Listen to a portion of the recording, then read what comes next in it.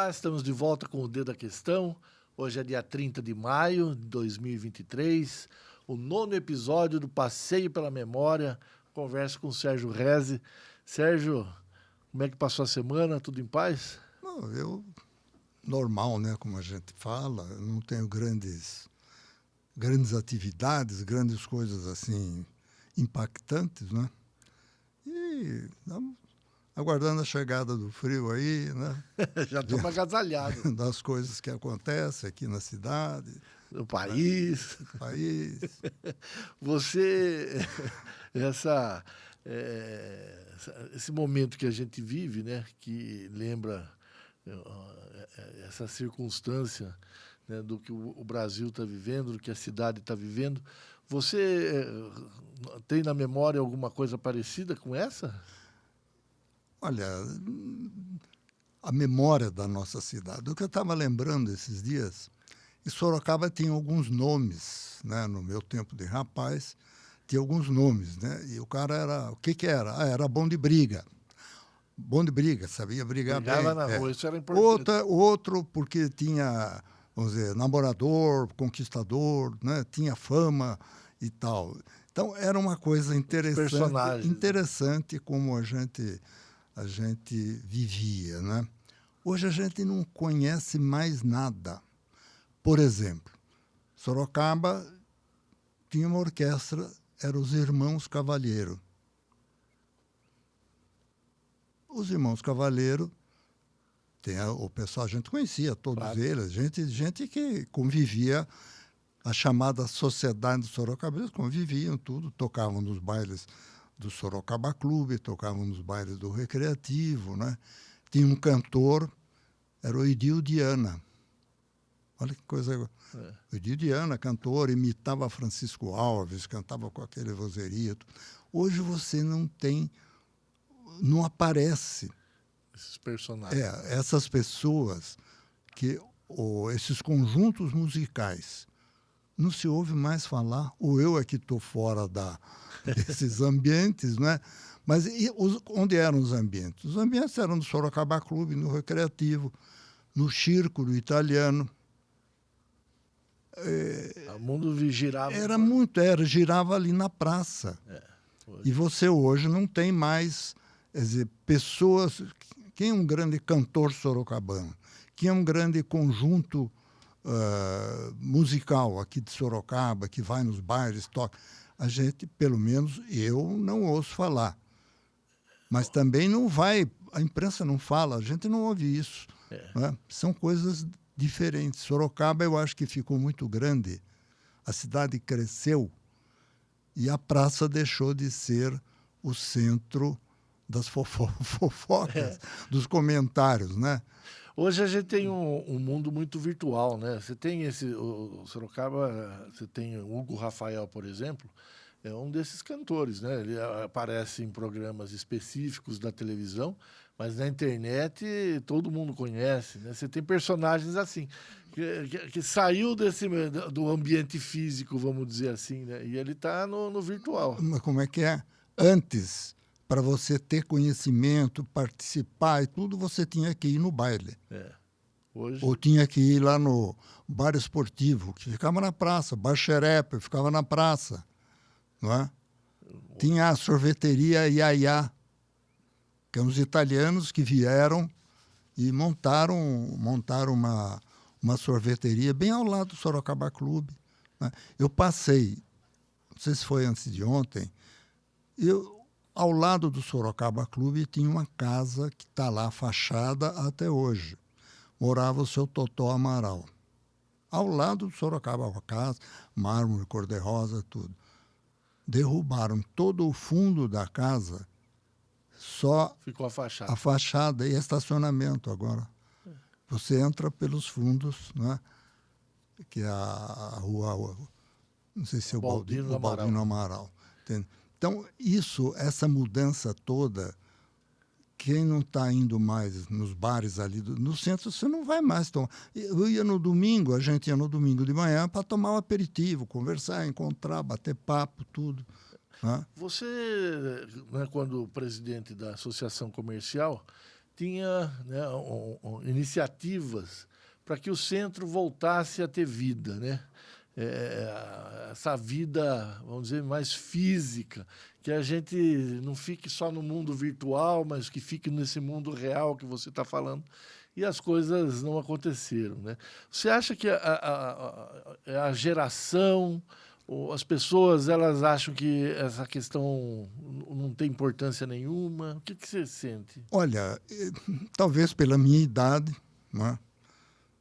Eu estou com 87 anos. Daqui a pouquinho. O próximo programa você já está falando não do é pouca aniversário. coisa, não é pouca coisa. Graças a Deus, tem boa saúde, boa memória, tudo. Mas as pessoas não têm...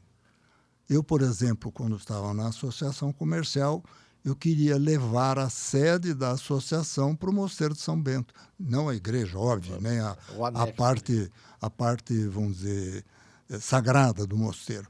Mas aquela parte onde antigamente foi sede ali da polícia, foi sede do Colégio Ciências e Letras da família Marins. Começou ali. Depois a família Marins saiu disso, vendeu, enfim. Mas era ali. Então eu queria levar a sede da associação comercial para lá. Para quê? Transformar a praça, aquela praça, não só a praça daqui, como também a outra do Fórum Velho. Frei Baraúna. A Frei Baraúna. Queria dar fundo para essa... Dar os fundos, eu queria fazer ali um café para as pessoas durante o dia, né? Família, sei lá, passar, tomar um café, ver, bater um papo, tudo. E a associação comercial viabilizaria tudo aquilo. Não deu certo, né? Enfim. Mas saudosismo, isso, o que é? Eu acho que um pouco de saudosismo, bastante de saudosismo, mas ao mesmo tempo mostrar para hoje, para as pessoas de hoje, né, que têm, vamos dizer, representatividade e tudo mais, mostrar o centro da cidade. Hoje o centro da cidade não aparece. Não aparece. Não aparece. Agora, eu tenho uma... Por exemplo, a praça lá do Campolim é que aparece. Vai lá, você vê, lá tem tudo. Todo mundo vai, isso, aquilo. Tem evento até de cachorro lá, fazem evento de cachorro, tudo. Que as pessoas estão lá, vão lá se encontram. Essa a questão, né, de você fala de saudosismo, claro que a lembrança, a memória, né, traz essas coisas boas.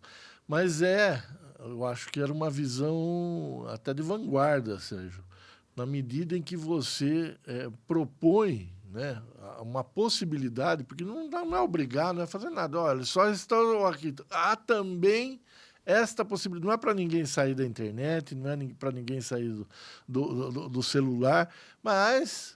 Olha, vamos ter uma experiência de vida real, né?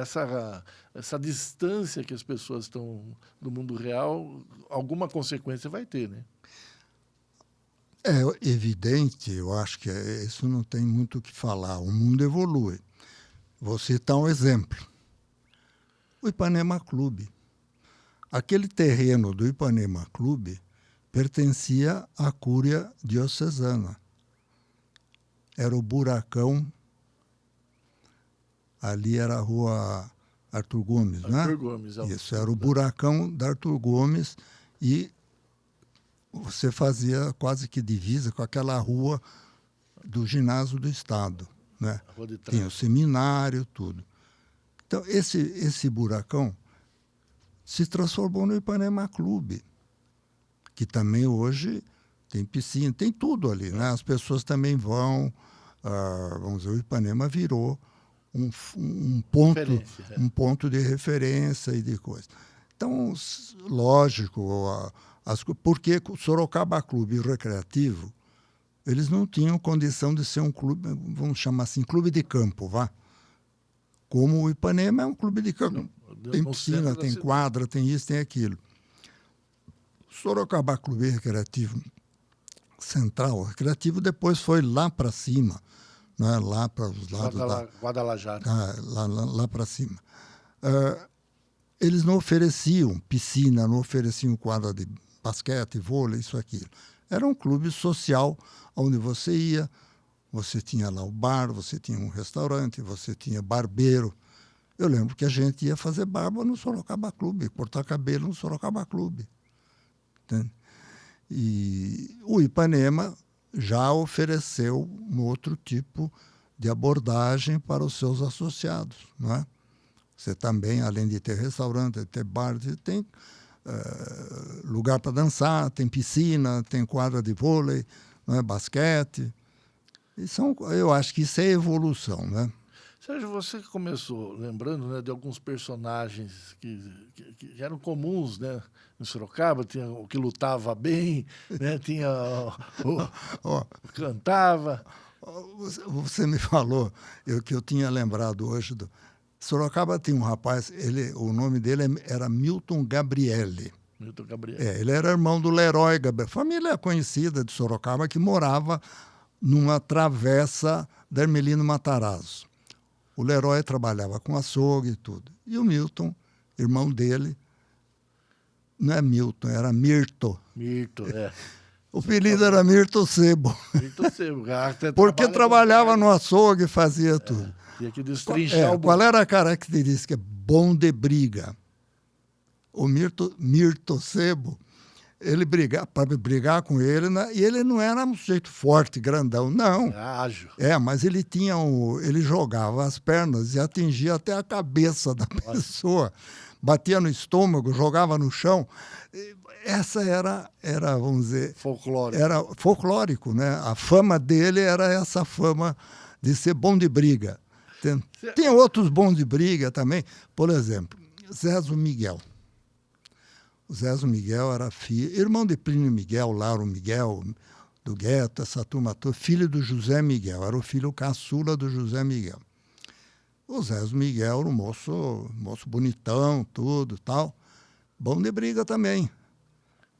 Onde aconteciam as brigas do Zezo, do Mirzo? Não, no Sorocaba Clubes, de vez em quando, no baile, quebrava o pau. Aí era atração. Quebrava, era atração. Todo mundo. Carnaval. O Zezo Judiação morreu morreu com 41 anos. Morreu do quê? Infarto fulminante. Eita. Teve infarto, morava na Rua 15. Olha como era Sorocaba. Você pegava a Rua 15, da onde tem Terminação Bento, começa a Rua 15. Onde hoje é o Banco Bradesco, era uma casa lotérica. Depois já era o Palacete José Miguel. Do lado esquerdo tinha os irmãos Torres Monteiro. Eles tinham loja moravam ali e tinham loja, né? E depois você ia descendo e tendo famílias, né? Inclusive a família da minha mãe, o meu avô, morou na Rua 15 de Novembro, esquina com a Brigadeira. Ele tinha ali um bar lanchonete, uma coisa assim, entende? E os Verrone, que tinha ali, os Rogic, não é? Pacheco. Então, olha só, o que é? Hoje você olha ali, só tem loja. Agora, Sérgio... banco e loja. Só comércio ficou ao centro financeiro ali, né? Você falando do Mirto Sebo, né, que era esse personagem, eu fico pensando se o nosso prefeito Rodrigo Manga não seria um desses personagens. Ele era vendedor de carro. Você achava, hoje, olhando para trás, que um vendedor de carro pudesse vir a ser prefeito, como aconteceu hoje? Não, isso aí, vamos dizer, Sorocaba, os prefeitos de Sorocaba, da época, que é dessa minha época que eu falo, eram pessoas como Emerenciano Prestes de Barros, filho de uma das famílias mais tradicionais e importantes de Sorocaba. Dr. Gualberto Moreira, idem. Armando Panunzio, José Crespo Gonzalez, foi pai do nosso, do Crespo aqui, o prefeito. Então tinha o Jorge Moisés Bete, que era advogado. Aliás, inclusive, uma coisa interessante. Você sabia que o advogado não precisava estudar a escola de direito? Era rábula. Ele aprendia, sei lá como, autodidata. E o professor, ele era professor Jorge Moisés Betti de escolas aqui, como o municipal, né? Então, os professores, hoje, você sabe o nome de algum professor do ginásio de Estado, do Getúlio? Mudou tudo, né? Não sabe o nome de nenhum, dos Ciências e Letras. Antigamente não sabe o nome de ninguém, ou melhor, não sabe não. Ele não aparece. Naquele tempo aparecia. Quem era professor de Ciências? Professor Nunes, que ensinava latim. A família Marins. Né? Os pais do Marins aí, que era diretor do Ciências e Letras, que era ali na Praça Carlos de Campos, onde tinha, depois veio a Polícia Militar, tudo, né? Ali vizinho do São Bento. Então, mudou completamente a forma de ser. O prefeito Manga é um especialista em usar as redes sociais, né? Ele grava vídeo, ele atinge a população de um modo quase que instantâneo, faz isso, né, acompanhando o tempo que a gente está vivendo. Nenhum prefeito antes dele, né, nenhum candidato usou rede social com essa maestria. Eu acho que cada pessoa tem a sua forma de ser, a sua ambição, e me parece que o nosso prefeito deseja ser alguma coisa além de prefeito. Ele já foi vereador, além de prefeito, eu acho que ele quer ser mais alguma coisa na área da política, né? E, evidentemente, você precisa, vamos dizer, ter divulgação, né? O seu nome tem que aparecer, o seu nome tem que... o que acontece é que, pelo tamanho de Sorocaba da época, a divulgação era ali na praça. Era isso aí. É disso que a gente está falando. Quando você falava em Mereciano Prestes de Barros, ele era lá de cima. Eu me lembro que a turma a gente fala espanholada, mas não é depreciativo. Claro. Por favor. Tá. Mas a gente via, o pessoal, a turma descia de lá na Rua dos Morros, né? E vinha cantando e gritando, Barrobá, Barrobá. Se você ouvir, dá a impressão de ser uma outra coisa. Não, eles estavam dizendo que o Barros, que era o Emerenciano Prestes de Barros, cuja família era dona do Quinzinho de Barros, dizia o Barros vai. Mas como o espanhol, a língua espanhola, o sotaque é Barrobá, quer dizer, o Barros vai. Né?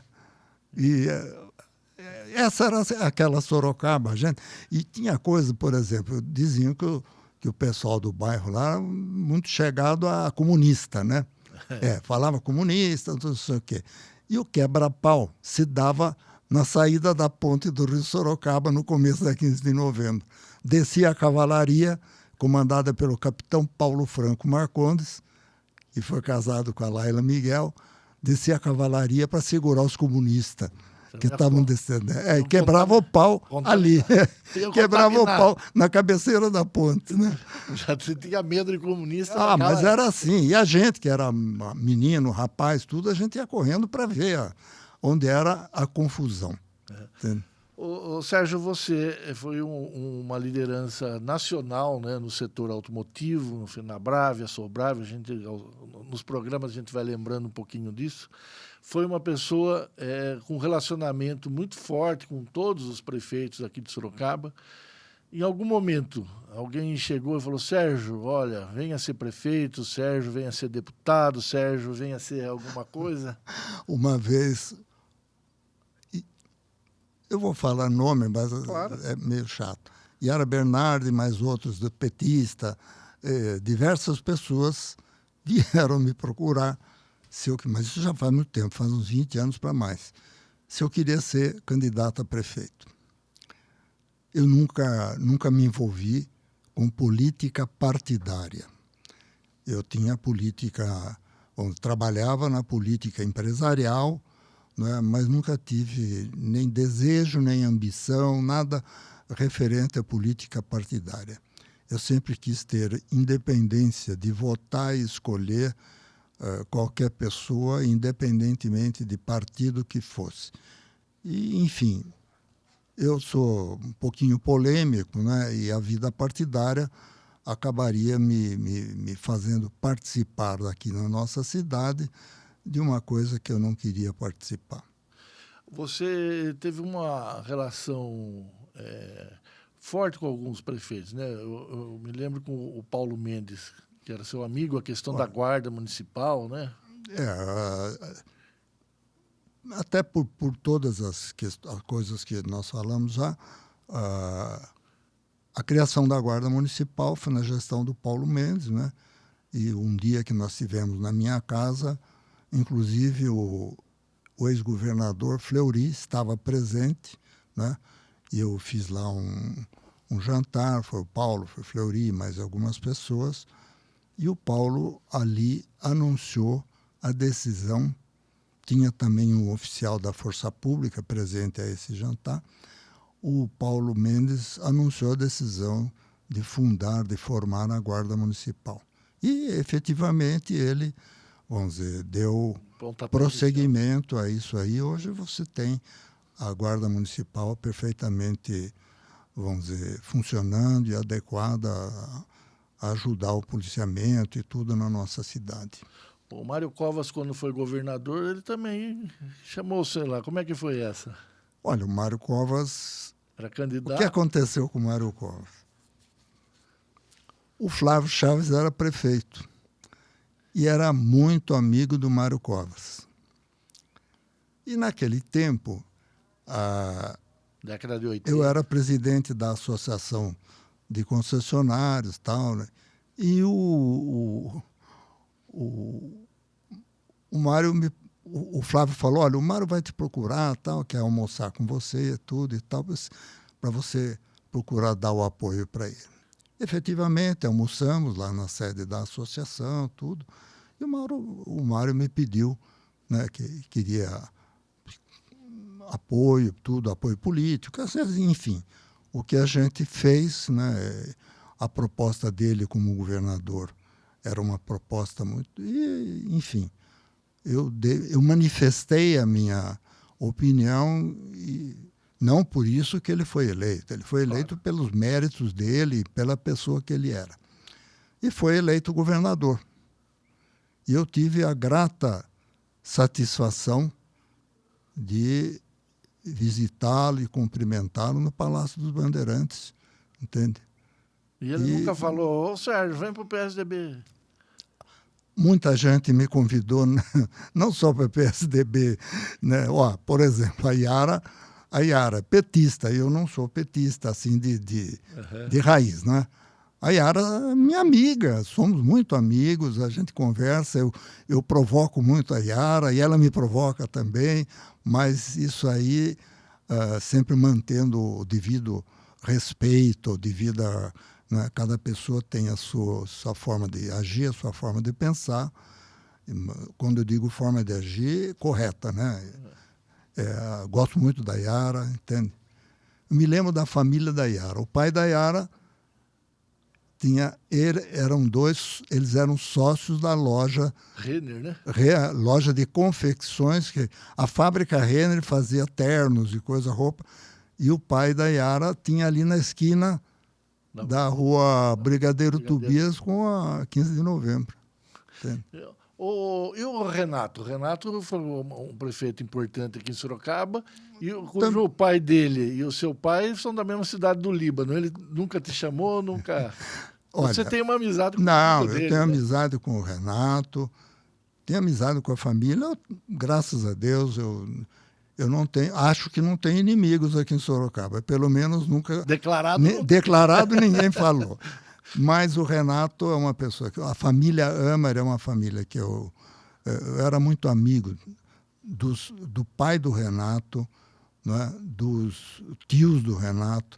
Por exemplo, tinha o seu Najib Amari, que era casado com uma prima da minha mãe. Morava na rua Cesário Mota.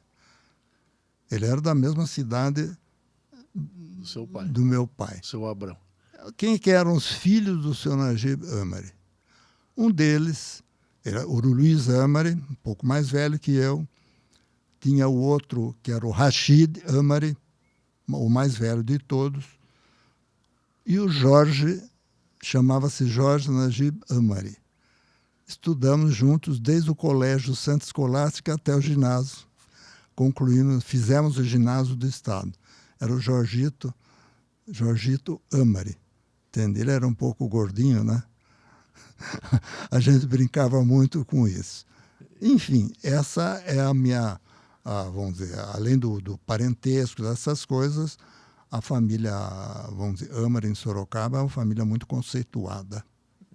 Você, né, até pela liderança empresarial sua, não só em Sorocaba, mas fora, tem contato também agora com a nova geração, né, que é o filho do Renato, que é o Flávio, né? O Flávio foi secretário de Estado. Foi secretário de Estado, isso é importantíssimo. Não é foi o primeiro. Não é qualquer um que é convidado para ser secretário de Estado. E é um grande nome aqui de Sorocaba, uma pessoa, vamos dizer, respeitável. É o que a gente pode dizer. Nessa circunstância. Agora, Sérgio, falando dessa questão, né? A gente está passeando na sua memória hoje em política, em cantor, nos personagens, né? Falando de todas essas questões. Você falou dos cantores, né? Que Sorocaba tinha esses grupos de cantores, etc. e tal. Como que funcionava isso? Olha, eu falei para você que tinha o Dio Diana, tinha uma voz, tinha o violão. O violão, eu não estou lembrado do nome dele, era conhecido como violão, ele era preto, entende? Cantava, tinha uma voz parecida com o Francisco Alves, aquele vozeirão, tudo. Era essa a Sorocaba daquele tempo. E o rádio, entende? Qual importância tinha nisso, Sérgio? O rádio, eles não cantavam no rádio. A rádio, naquele tempo, tinha os programas de rádio. No teatro. Que eram músicas, vamos dizer assim, gravadas. Tinha programa na Rádio Cacique, depois veio com o programa, né, o Landico Bismara tinha, a PR17 tinha também os programas de calor, essa coisa toda. Mas os cantores que já eram, vamos chamar, estabelecidos, eles cantavam nos clubes, nos bailes. Então, os bailes eram um instrumento de divulgação. De divulgar os conjuntos musicais. Eu falei dos Irmãos Cavalheiro, né? Dos conjuntos musicais e os cantores. Né? Você era ouvinte de rádio, Sérgio? A gente ouvia a rádio. Quando a televisão começou também, olha, uma coisa muito interessante. Eu ouvia novela. Sorocaba tinha uma tradição. Não, tinha novela, que era da Rádio Tupi, da Rádio Nacional. Então, como não existia televisão ainda, a gente assistia aos programas de rádio. Da Rádio Nacional, da Rádio Tupi, da Rádio Record, em São Paulo. Como que era isso? A sua mãe parava e falou, agora é a hora da novela, vamos tudo... Não, isso aí, a hora da novela era à noite. A novela durante o dia...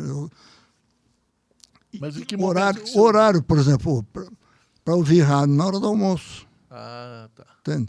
Não era uma coisa assim, você tinha que fazer assim, assado e tal, não.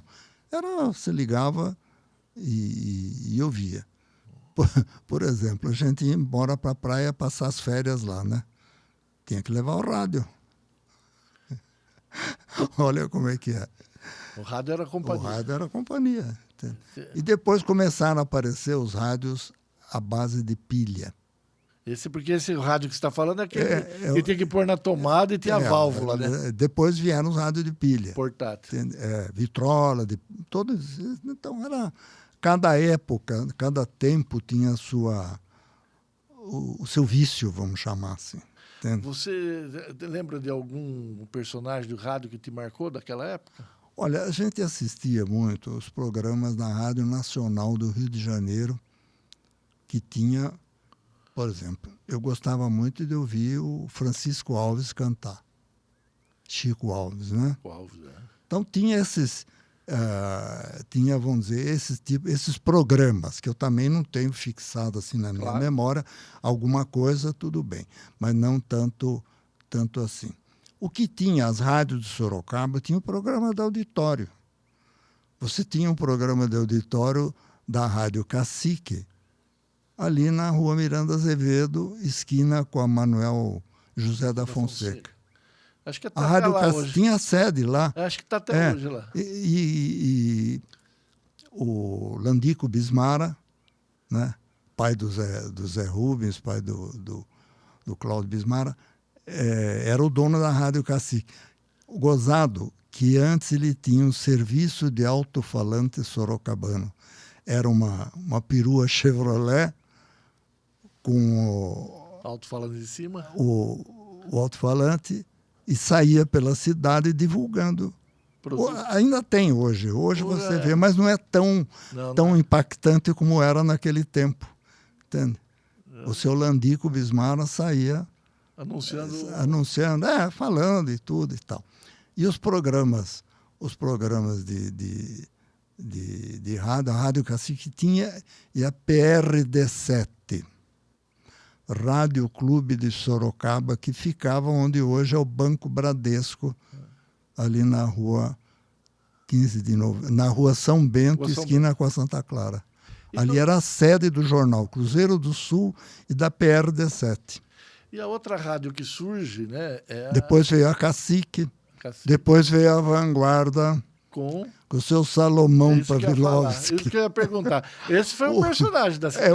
Grande personagem. O Salomão, ele era apresentador, ele era locutor esportivo. Era uma personagem, era uma figura marcante de Sorocaba. Que depois ele fez a própria rádio dele junto com o Otto Vei Neto. Era a famosa Rádio Vanguarda. Onde era a Rádio Vanguarda? Em cima da Drogazil, na Praça Coronel Fernando Prestes. Na esquina onde tem aquele puta prédio hoje ali. É isso mesmo. Edifício Sofia Cheda. É isso mesmo. Quem era a Sofia Cheda? Era a filha do tio Cheda, que vendia bala, groselha e sorvete no Cine Caracante. Tinha uma bomboniere no Cine Caracante. O Cine Caracante é o da praça. É o da praça. Onde hoje tem as lojas americanas. Era o tio Cheda. Foi o Teatro América com o João Caramês, e aí tem o... Era o tio Cheda. Que era bem do ladinho, né? Era dentro. Era dentro. Dava por fora e por dentro, dois balcões. Dois balcões. É isso mesmo. E o Salomão, né? Tem as filhas aí, né? Não, Cecília, o Salomão, a Rádio Vanguarda, vamos dizer, desenvolveu, cresceu, né? O trabalho dele foi magnífico, né? E eu me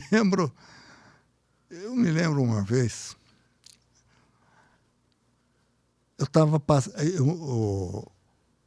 eu morava na Rua Pará, e um dos meus filhos saiu correndo de casa e ele bateu num carro. Até o rapaz que estava dirigindo o carro, outro dia nós encontramos, conversando, a gente lembra dessas coisas. O Tony Silveira. Não foi o Tony. Não é? Não foi o Tony. O pai dele trabalhava, era advogado da estamparia. E o Luiz bateu com o rosto no paralama do carro, né? E caiu assim. E o Salomão morava vizinho de casa. E aquela correria, tudo, e eu não estava ali. O Salomão foi na rádio não, Sérgio Reis, você venha para casa, procure, o seu filho foi atropelado, isso aqui. Foi pro ar isso daí. Tá brincando? E é uma coisa que já outro dia o rapaz que estava dirigindo o carro, ele foi lá na Bromoés, ele relembrou, deu tanta risada sobre isso, mas não machucou, entende? Foi uma coisa de... O Luiz devia ter o quê? Uns 8 anos, 9 anos, por aí, né? Hoje ele tem 55. Hoje ele tem quase 60. 55 aí. Falta um pouquinho. Aliás, nessa Rua Pará morava também o Paco Moreno, né? Morava o Paco Moreno, morava o Pascoalique. Que legal, Sérgio. Essa história é boa, né? Eu gostei. Sérgio, olha, já é 1h20, já estamos aqui. Nossa. Voou o tempo. O tempo voou. É isso aí. É Sorocaba antiga. É muito bom. Obrigado mais uma vez por compartilhar com a gente as suas memórias. A gente volta semana que vem. Eu que agradeço a oportunidade. É muito gostoso a gente falar de coisas boas, alegres. É isso aí. Tchau. Até a próxima. Obrigado.